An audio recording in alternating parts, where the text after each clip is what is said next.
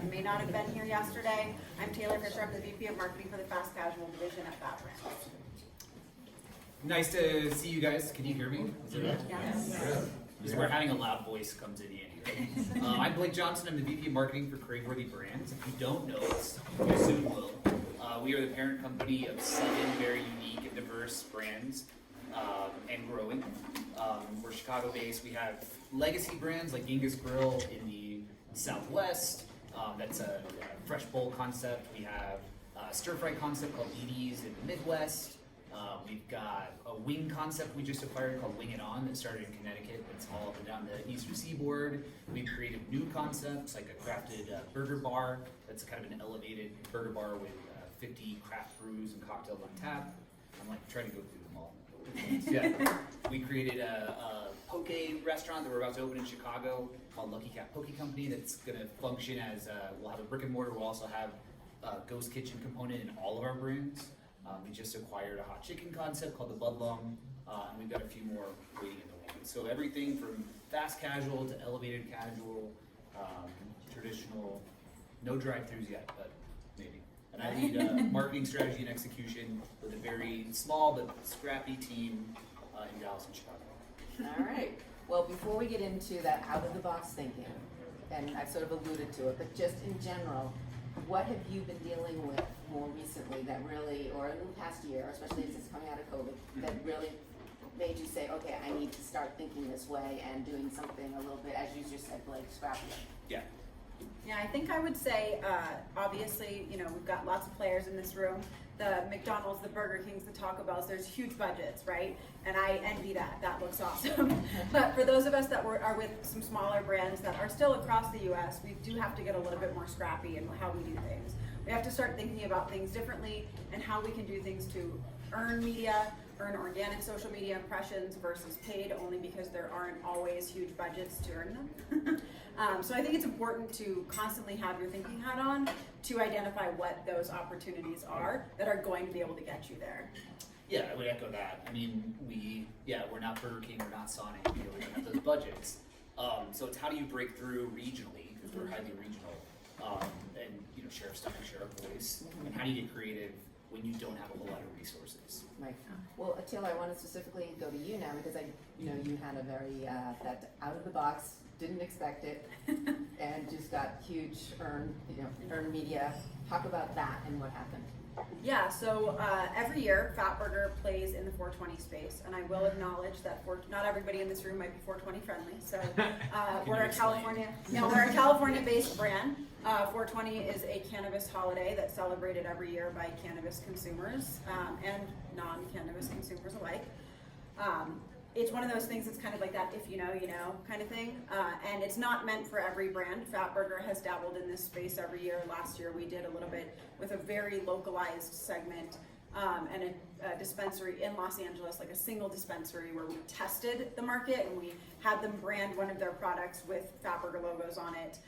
And we dabbled into the cannabis space, and there was a huge uproar of success. And so it was a very small campaign last year, and so as we came into planning for this year, we knew that we had identified a segment that we could tap into that was, one, open to seeing Fatburger. They wanted to learn about our brand. And two, they were hungry because they were celebrating 420.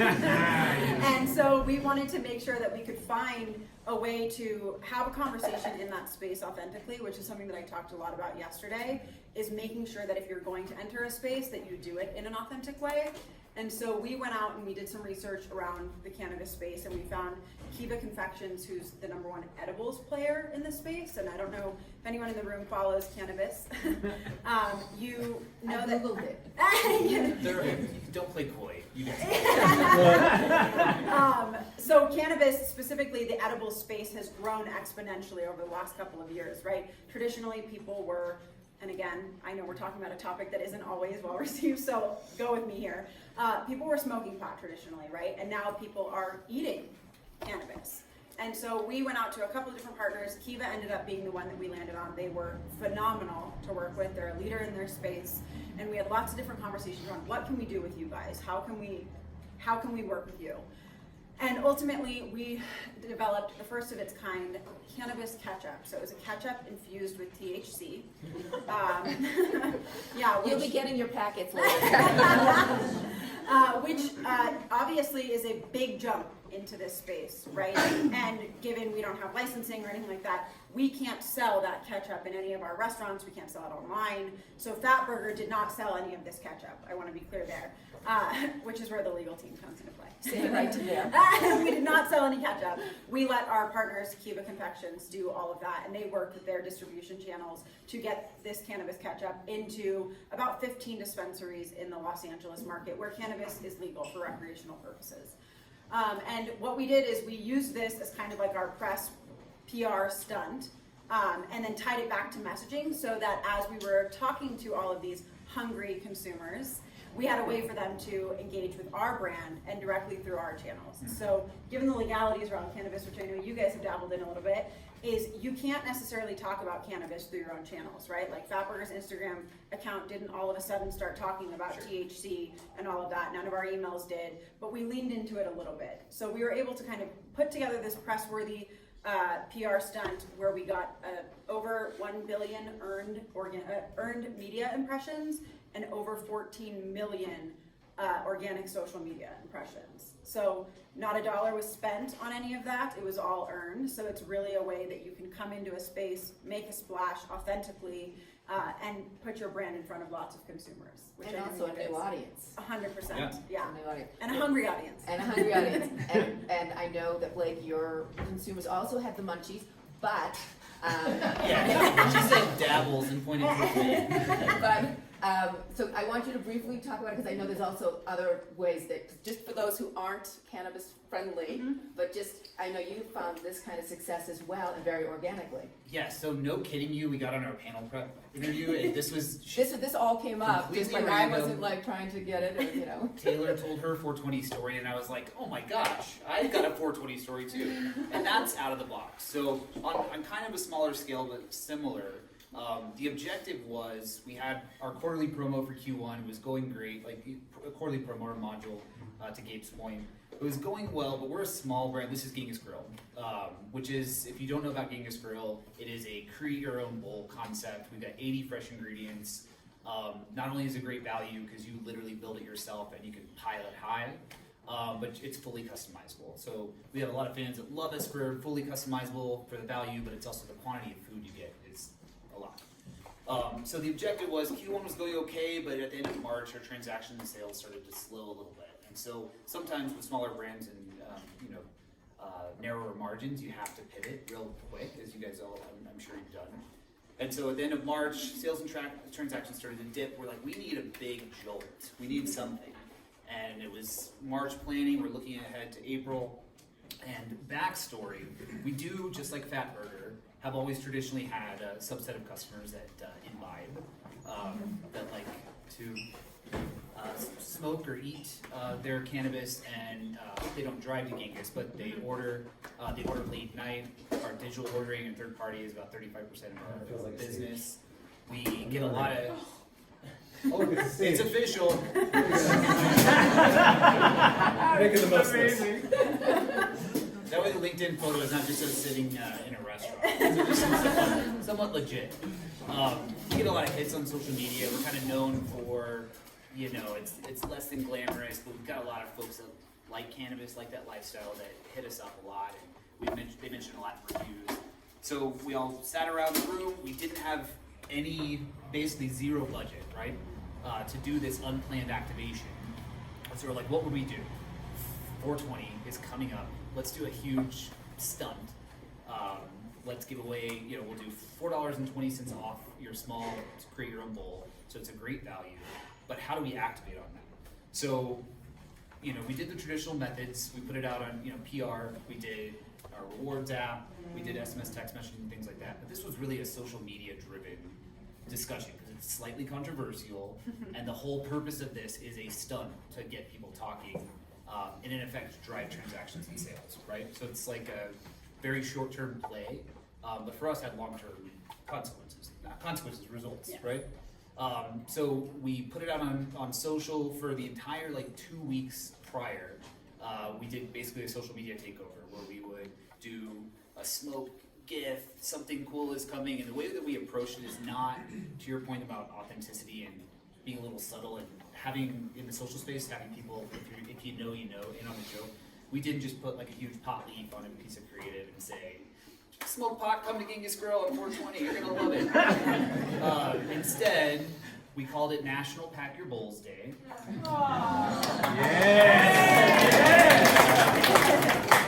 So it was like, hey, even if you don't imbibe, you don't enjoy that lifestyle, it's still phenomenal value. It's, for a small bowl, it's almost half off the bowl, dine in or online with a special code, so we could track redemptions. So we call it National Pack Your Bowls Day. We didn't have a whole lot of money to bring in an agency to do custom work for us, so we're like, let's get to work. Let's reach out to influencers in our regions, people that have interacted with us in the past that may be micro-influencers in the cannabis space. So it comes off as authentic. I think you talked about it yesterday. That's kind of been the theme with influencers these days is, they're so ubiquitous. I think it's like the #1 job of young kids is they want to be like a YouTube influencer. So we're getting a lot of like the lazy influencers that are like 10 out of 10, definitely ranking. So instead, we were very specific. We targeted micro-influencers relevant in the area to kind of activate on this. And it wasn't us, like our campaign was all subtle. I pitched this to my CEO, who's always telling me that I'm not edgy enough. So I pitched it, and I was like, "You're pretty edgy, isn't it?" And he was like, "I don't know," and I was like, "Trust me, we're gonna do it in a subtle way. Like it's not gonna be overt. It's Pack Your Bowls Day. We're just gonna have fun with it, and that's part of the joke." Because the chatter online, I mean, we got tons of engagement. Some of our videos, I think the best video engagement we've ever had, almost like 500,000 views on video content that we created ourselves. I had our poor little digital marketing manager go out to a store, grill. I had to like take my creative cohesiveness, it wasn't beautiful creative, right? The videos were kind of shoddy and very lo-fi, but that's what plays on TikTok and Reels. So he went out and we had, him filling up a bowl with a bunch of green vegetables, wink wink. Cars rolling down with cars pulled up to Genghis Grill and then smoke coming out and then handing you to go. We dropped off food to cannabis dispensaries, left some flyers there. We didn't go the extra step of the partnership. That's brilliant. And then we targeted our PR agency helped us target because we're in a wide variety of markets, but really only like onesie twosies. We don't have huge penetration. So they identified local radio stations and DJs that were, let's say, left of center, not conservative, that would get the joke and talk about it. So we dropped off food at 6 in the morning and drive time radio. Got a ton, I think between press and social and earned media, it was like 18 million. And I spent maybe $1,000 on boosted social. It was crazy. Well, so I want to find out, just because, and Taylor, I'll put it to you, because you talked about it a little bit yesterday with your going into the plant-based, and but again, you have whatever influencer, whatever partnerships. Like, how do you make sure that it makes you more authentic? Like, as you said, it's you just suddenly saying we're plant-based is not necessarily your, a burger place. So it's like not necessarily. So talk about that and really finding that partner to make it you more validated. Yeah, I think I'm going to talk about the 420 piece first, and then I will jump into the plant-based conversation that we had. It was important as we dove into the cannabis space to allow people in that space to talk about us. I didn't want to come out and have, like I said, Fatburger claim to be this huge player in this space. Like, we've always dabbled in it. We will continue to dabble in it, but our own channels needed to remain if you know, you know. We did a $4.20 original Fatburger through our digital channels on 420. We did a shake bounce back. We increased transactions on 420, our digital transactions by 10 times the amount that we typically see. So there was a huge growth just through ordering, but in order to do that, we used this kind of partnership to drive people to our channels. And so I think as we look at finding different influencers and different partners, as Gabe called them, and in different spaces, specifically the cannabis space, we wanted to make sure to allow people in that space to talk about it. So we threw a huge launch event ahead of 420 at a cannabis consumption lounge in Los Angeles called The Artistry, where you can purchase cannabis and consume it all in the same space. We had Said Ketchup there. We had our Fatmobile there. So we were able to serve Fatburger at this event and allow people to utilize the cannabis if they wanted to. We had a huge turnout for the event. We actually weren't sure what that would look like. We had well over the amount of people who RSVP'd actually show up. And there was so much authentic content that was created from that event. So talking about those in real life experiences that were referenced earlier, like we were able to bring that to life and tap into an audience that, you know, maybe hadn't ever heard of Fatburger before.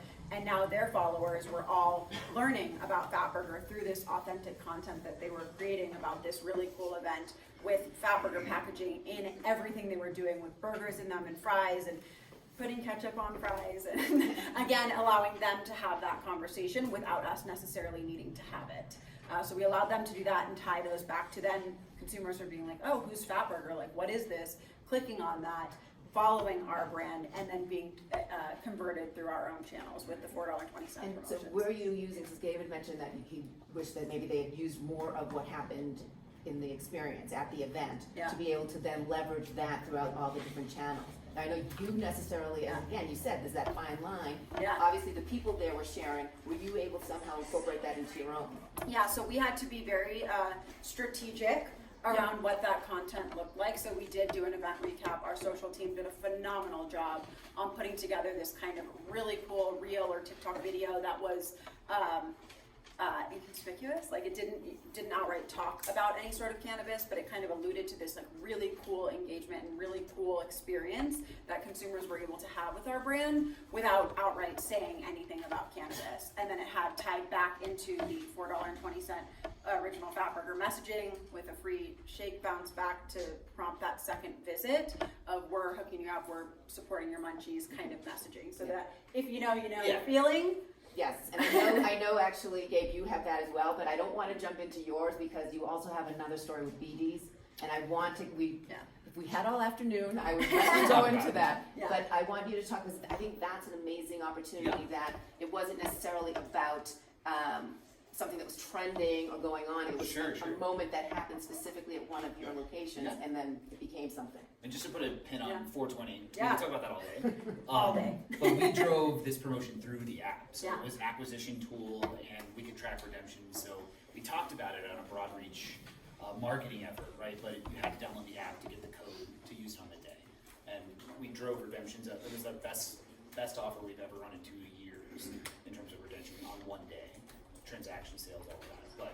And Taylor and I also made high times. So pinnacle of my career, I sent that to my mom and said, this is why I've been working so hard. So, but yes, so it doesn't always have to be this big stunt or activation. So BD's is a brand that's 30 years old, primarily in Detroit and Chicago. Plays in the stir fry space as well, but it's really family oriented. COVID really decimated not only our business, but just our legacy staff members and our culture. BD's used to be all about culture. And really COVID just kind of upset the apple cart there. And so we came out of it kind of with this sense of loss and not real purpose. So my point is you don't always have to go looking for it. Sometimes it comes to you. So our guest relations coordinator reached out and said, hey, I got this great message from a family that just visited the Naperville BD. So it was two dads and their young son Maddox. Their young son has been coming to us since he was 3. He's now 7, and he lives with autism. So the message read, hey, I never do this, but I'd like to, everyone always criticizes and I'd like to compliment. So we came to the store. Maddox, his favorite thing to do, well, his 2 favorite things about BD's is French fries, which we have on the kids menu. We're an Asian restaurant, by the way. That's what he likes. But he really loves coming to BD's because he can bang the gong. We have a gong around the grill, and when you do, you get a great pull, you bang the gong. And he's been doing that since he was 3. Long story short, they drive to our Naperville location. There's a sign on the door that the water main break we're closed for water main break, and they're disappointed. They give us some backstory in this letter that's, COVID has sucked. Living with a young son with autism, we've had to stay inside, and we were going to go to Disney World this year, and we can't do that, and it's just doom and gloom. So in this letter, they knock on the door. He's devastated because he can't go inside and bang the gong. But our GM opens the door. This is all super temporary and sudden. So she opens the door, talks to them. She recognizes them and said, Maddox, come on inside. You can bang the gong as much as you want. I'll give you some gift cards for a sister restaurant. He banged the gong for about 35 minutes and left. He loved it. So, and then they went. So we read this. My CEO has family members with autism, and he's very involved. He reads almost every piece of guest reviews and feedback. And so we elevated to him. We got to talking, and we're like, why don't we take this opportunity to give back, build a culture piece? Let's reach out to them, not only say thank you, but let's send them to Disney World. And let's document this on social. And let's also send Kirsten to Disney World too, because she has 3 young children. So let's, give back. She exemplified great service. And let's give back to young Maddox. But, so we did a whole social media piece. They took video and had a phenomenal time. It was great. We got tons of engagement. It was about the people. It wasn't so much about BBs. We were just involved. It was really about people, which always plays well on social. But we didn't want to just stop there and get some good social media PR out of it. Because this resonated with us in terms of the autism piece, and this all happened to happen during the month of autism awareness in April. We reached back out to them and said, hey, we've got this wild idea, but we would love to basically set up a reoccurring every year in April fundraising drive, system-wide, every BD store in the nation, in your son's honor. So we started #Team Maddox. We built a microsite, we did video content, did a social media activation, did a kickoff at the store. We let the, instead of us just picking, Autism Speaks or charity, we really let them be the guides of this thing. Again, leading with authenticity. They chose the organization because it resonated with them. It wasn't exploitative because we really, whatever they were comfortable with, whatever Maddox was comfortable with, we led that. So they were all about it for a good cause. We put Maddox's face on every table tent in the nation. Got a ton of press, and we raised about $30,000.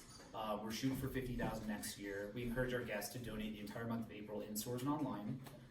And it really, that was something that we didn't sit in a room and say, hey, how could we leverage a big stunt? But that really came to us, and we kind of did the same thing.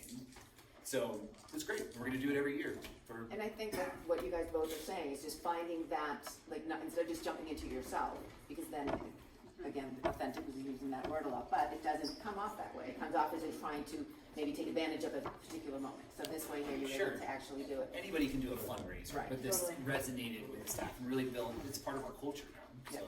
All right, so I know we just have a few minutes, so I want just to wrap it up and then we'll open to some questions, but just if people were wanting to find those moments, again, you can't create that as I think he said, what is it, something in a bottle? Something like Lightning in a bottle? Yeah, lightning in a bottle. You can't necessarily, create that, but you can be on the lookout for it. So talk about the most learnings or the most value that you would offer as advice for someone looking for those kind of moments. Yeah, I think, obviously this cannabis example is not for every brand, right? It's not. So I think it's about finding, who your consumer is and maybe finding a potential for a cross consumer, right? So finding that audience that you might be able to talk to. And I think you guys did a great job of that feel-good moment of finding okay, well, we have an opportunity here to talk to someone new and to kind of drive people in through this people piece. Same thing with Fatburger and cannabis. We just found an audience that we could potentially tap into. I think it's important to always be listening. One of the ways that we discovered that we could play in this space was we see a lot of delivery in that late night time frame, right? So some of our restaurants are open until 3 a.m. We see lots of delivery to people's front door of burgers, fries, shakes in those late night hours. And typically you could assume, right, that those people perhaps might be engaging in other, activities. And so that was how we kind of decided that this is a space that we could play in. And then we dabbled into it. We did just a little test to see if it was receptive or if these consumers were receptive to us, and they absolutely were. And then it's jumping fully in to whatever that might be. Yeah, and I think you guys did it pretty so we can let people ask questions, which is, again... Yeah, I would say the same thing is, in the Genghis example, don't be afraid to dip your toes into something slightly controversial and left of center. The restaurant industry, as you guys know, is slow to adopt new technology, risk averse. And so for us, the risk was, dipping our toes too far into that and being slightly political. So we did it in a subtle way. We got the reward. We were up double digits in certain transactions and sales, and that actually sustained itself. So it wasn't just one day; it was lasting. We got a ton of new guests in the door because we stepped outside of our comfort zone. And with very little investment. Yeah, Totally. and like That's BD's awesome. example is sometimes it comes to you. So listen to your yeah. guests, read every comment. Sometimes the answer is right in front of you. Yep. Well, anyone have any questions for these guys? We got one in the back We didn't there. bring samples. Yeah, one in the back. Yeah, Jacob with Irvington Garbage Back. So in 2024, we plan to do a 420 holiday thing as well. Yeah. Our stories and our brand is positioned very well for that type of thing. My question is, because it is a one-day holiday and there's no like build up like Christmas, did you activate that on 420, or did you kind of build up to it with some teasers and stuff like that?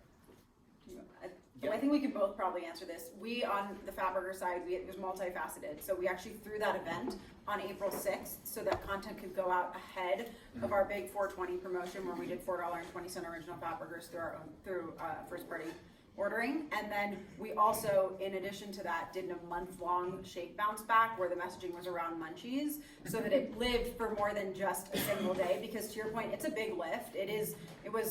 We worked on the partnership for close to a year before that came to fruition. And so finding more than just that single day is important.